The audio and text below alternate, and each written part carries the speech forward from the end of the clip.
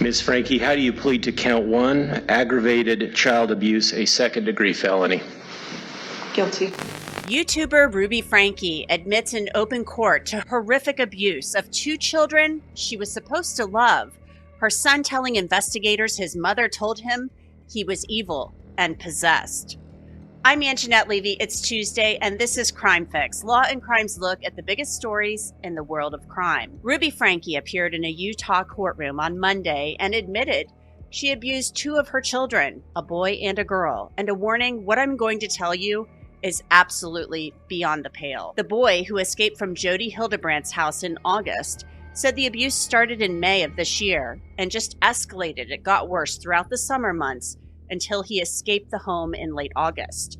The boy was subjected to a number of things, including deprivation of food and water, and having his head held underneath water and deprived of oxygen for extended periods of time. The plea agreement says his mother kicked him with boots on and made him wear weights as he was attached to her. The boy's sister described similar abuse and being forced to walk on dirt roads without shoes. She too was told that she was evil and possessed, and actually convinced that she needed to endure all of this and go through it in order to repent. The prosecutor spoke after Franke pleaded guilty about what comes next for her and Jody Hildebrandt, a woman who claims to be a counselor. Because the alleged facts of the ongoing case involving Jody Hildebrandt are intertwined with this case, our office will not be making additional statements to the media at this time. Give the gift of whiskey this holiday season with the Whiskey Raiders Bottle of the Month Club. Each month, the experts at Whiskey Raiders send a full-size bottle of delicious, rare whiskey to everyone in the club. A subscription to this club is the perfect holiday gift for the whiskey lover in your life who's interested in trying new, exciting bottles and learning about what they are drinking. Sign up for the club at www.whiskeyraiders.com or by clicking the link pinned in the comments below. And this month, only you can use the promo code HOLIDAYS23 for an exclusive holiday discount on your purchase. Now, Ruby Franke and Jody Hildebrandt, they are Mormons, but the Mormon faith and most faiths do not teach that abuse is necessary to repent. So where do people come up with this stuff? Joining me to discuss this is somebody who knows a lot about the human mind and criminal thinking. He is forensic psychiatrist, Dr. Daniel Bober. Dr. Bober, welcome to Crime Fix. Thanks for coming on. Great to be here.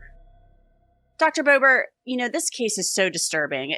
It was disturbing before we even knew about this stuff, about the claim that the children were possessed and needed to endure this abuse in order to repent.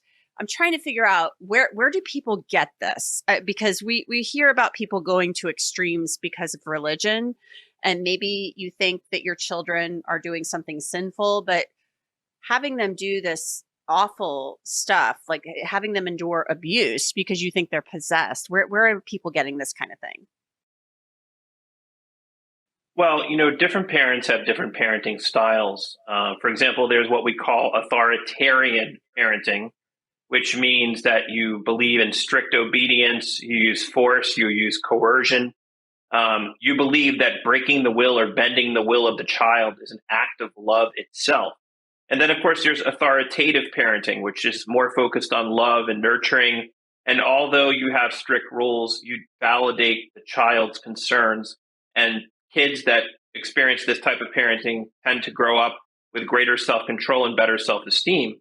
Whereas with authoritarian parenting, they tend to have lower self-esteem. So it is really a form of authoritarian parenting, which can obviously be very harmful to mental health, especially when taken to this extreme.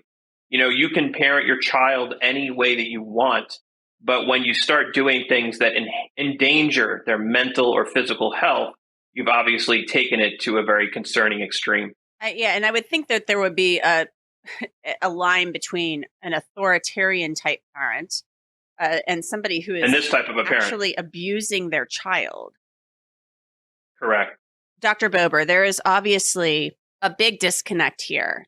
I mean, these are people who convinced these children that they were evil and possessed and that they needed to go without food, have their heads held under water, deprived of oxygen, doing really arduous physical activity, exercises to repent and drive out, I guess, evil spirits. So this is a disconnect between Christian teachings and, this. So how does this develop in the mind of a parent and somebody who's supposed to be a counselor? Well, absolutely. I mean, this is not part of any Christian teaching. Very often, parents who engage in this level and this type of abuse are themselves victims of abuse or may have their own mental illness. So this is something that's taken to an extreme. Obviously, children don't have the emotional maturity to make these types of decisions. So they count on parents who are loving, who are nurturing, who treat them with compassion and dignity to guide them in a way that allows their mental health to blossom.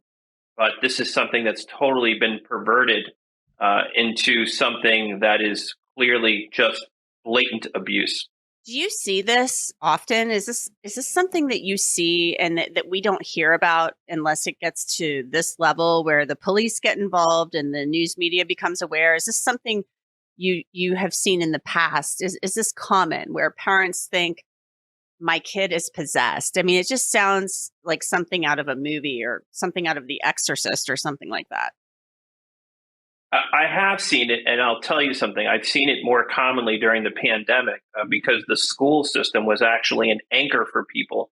They had eyes on them by teachers, by counselors, by people who worked in the school system. And then when kids were home during the pandemic, abuse actually skyrocketed. And the reason is because they didn't have that safety net anymore. So a lot of things went on behind closed doors that people did not know about. So unfortunately, I have seen this quite often.